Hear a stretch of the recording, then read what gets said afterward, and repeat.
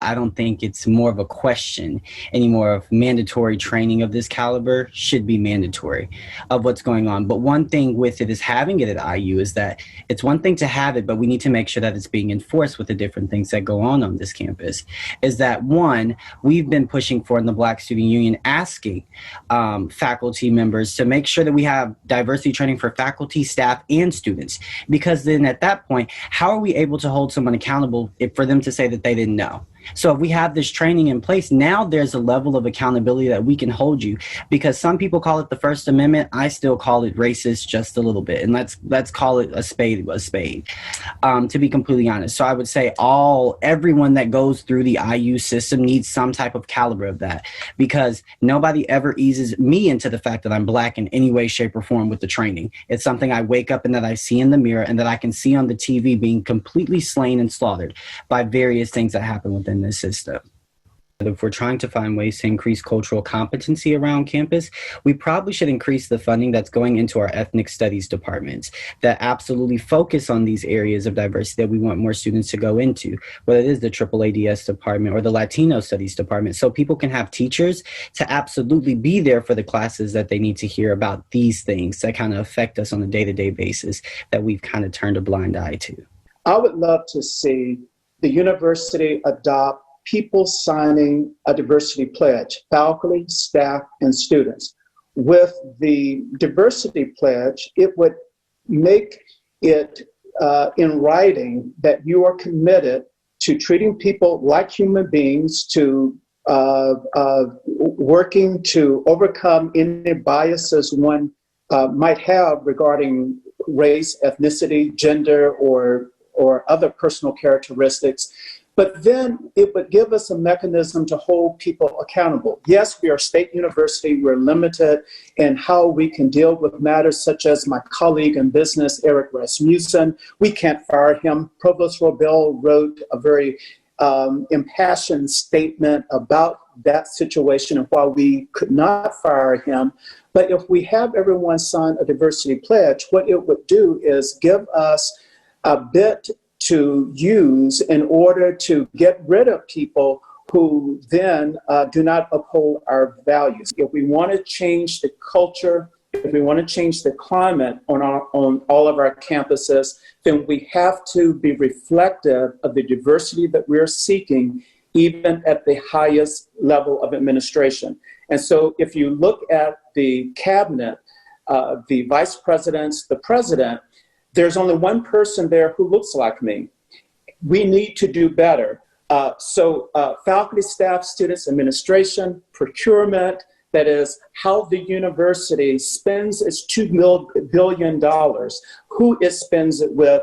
I would like to see more recruitment of African-American individuals. And so notice I'm not saying people of color, because people of color just lumps all of us into one big old pot, but African-Americans are the ones that we really need to recruit. We're the ones that are lacking the most on most campuses. We're the ones that are struggling the most. And so I would like to see more African-American faculty recruited. I would like to see stronger programs for students who are transitioning into the campus, who are not familiar with what campus life looks like. I would like for us to do more programs that actually appreciate what we as African Americans are bringing to the table. It's one thing to hire these more African-American educators or people that come into this institution, but you also have to protect them.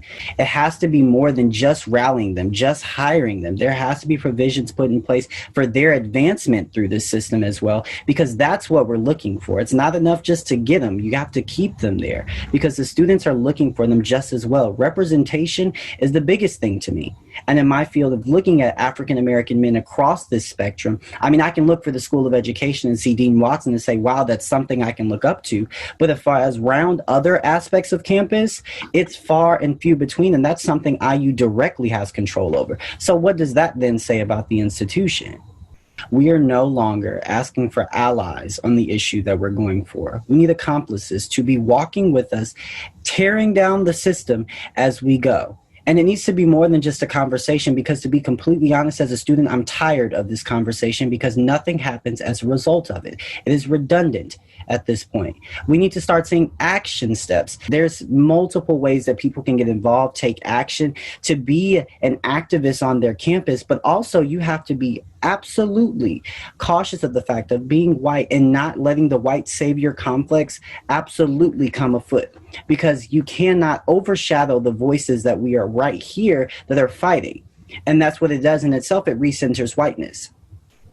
So in itself, it's genuine relationship building. It's showing that not only in your words, but in your actions, and also in your patterns, that you're going to consistently keep doing this. It is time for everybody and every last person that serves at this institution to become anti-racist in a way of combating this system. One, to start looking at things from a more from a place of privilege, and understanding that the foundation here is that we've used education. Well, we need to educate, but haven't you been doing that? And look where we are still now.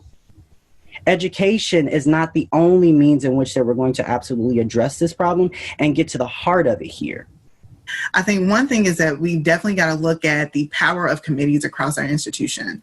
And so that means that, one, not only looking at the representation that is present with them, but looking at the term limits and timelines for how people participate, but also using these as a catalyst and springboard to allow new faces and new perspectives to be present on committees.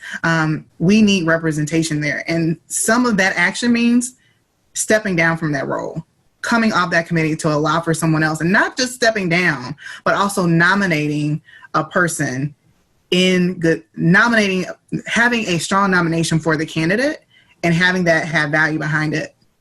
What steps is the university going to take to move away from the equity inclusion model, which simply invites minorities into white created space, into a model where power is shared and reimagined as a truly collaborative space where being non-white is not marginalized? An analogy, I don't know if this is a good analogy or not, but it's one that kind of comes to mind, is kind of a seesaw or a teeter-totter. And I think maybe there's a mentality that it's not a straight board.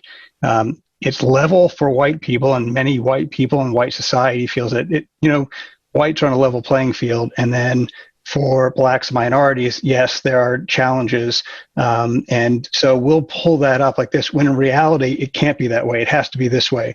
And to create true equity, we have to truly shift the balance of power. It cannot simply just be white people in power lifting up people of color. And and that's where I go back to the understanding and appreciation that I think has been lost,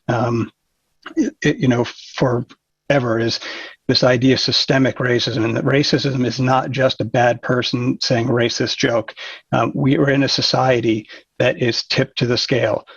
I have a statistical advantage without question. If I'm going to interview for a job and there are two finalists and it's me and a black person, the chances are I'm going to get the job. The chances are my salary is going to be higher than someone doing a comparable job at another university. Those are statistics that we just can't deny.